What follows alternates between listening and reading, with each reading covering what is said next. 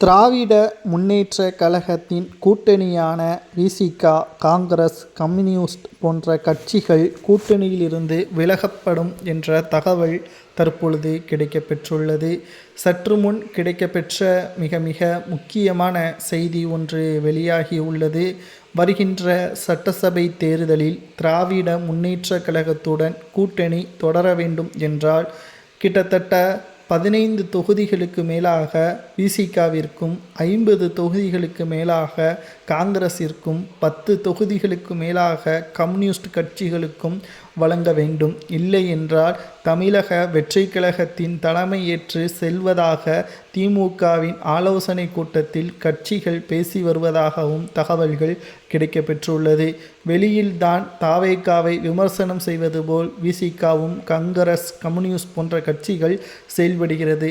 ஆனால் தேர்தல் நடைபெறுவதற்கு இன்னும் 7 மாதங்கள் இருக்கிறது, என்ன வேண்டுமானாலும் நடக்கலாம் என்ற காரணத்தினால் திமுக இவர்களது கோரிக்கைகளை ஏற்கவில்லை என்றால் திமுகவின் கூட்டணியிலிருந்து முக்கிய கட்சிகள் விலகும். இது திமுகவின் ஆட்சிக்குத்தான் ஆபத்து. 2026 சட்டசபை தேர்தலில் திமுக பெரும்பான்மையான கூட்டணிகளின் ஆதரவுகள் இல்லை என்றால் டெபாசிட்டை பல தொகுதிகளில் இழக்க நேரிடும். இதனால் எதிர்க்கட்சி அந்தஸ்தை கூட திமுக இழக்க நேரிடும் என்ற தகவலும் தற்பொழுது கிடைக்கப்பெற்றுள்ளது. 2026 சட்டசபை தேர்தலில் திமுக தங்களது ஆட்சியை தக்க வைத்து கொள்ள வேண்டும் என்றால் அதற்கான முயற்சிகளையும் திமுக செயல்பட வேண்டும். தற்பொழுது கூட்டணிகளுக்கு தொகுதிகளை வழங்குவதை விட அவர்கள் கேட்கக்கூடிய பணத்தை கொடுப்பதற்கு முன்வந்துள்ளது.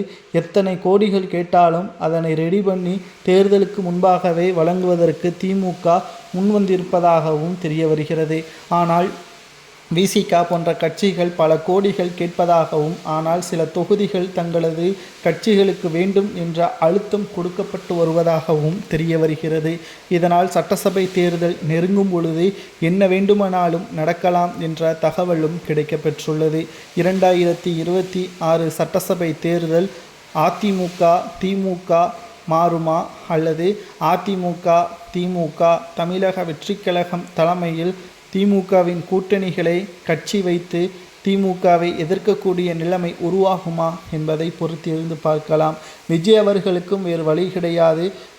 காங்கிரஸ், கம்யூனிஸ்ட் போன்ற கட்சிகள் வரவில்லை என்றால் அவர் அதிமுகவின் தலைமையேற்று அதிமுகவுடன் கூட்டணி வைத்தால்தான் அவரது கட்சிக்கு பாதுகாப்பு என்றும் அரசியல் வட்டாரத்தில் கூறப்படுகிறது. இதை பற்றி உங்களது கருத்துக்களை கூறுங்கள்.